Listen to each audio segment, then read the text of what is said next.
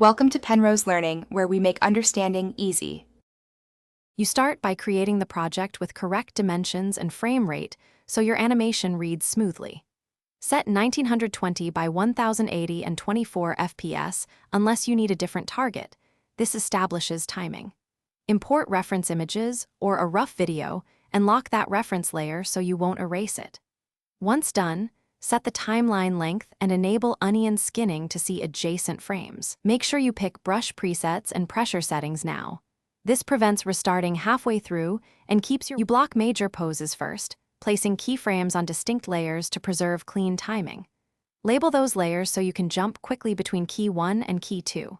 Then, reduce onion skin opacity and draw rough in between frames to establish movement. This helps the motion arc feel natural. Once you have the rough sequence, create new layers for clean line work and ink over the sketches. Play the segment repeatedly and adjust spacing or hold frames. This iterative check ensures your timing and arcs read correctly.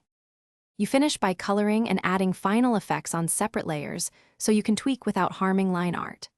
Lock your line layer, paint flats, then add shading using multiply or overlay layers. Adjust opacity for subtlety.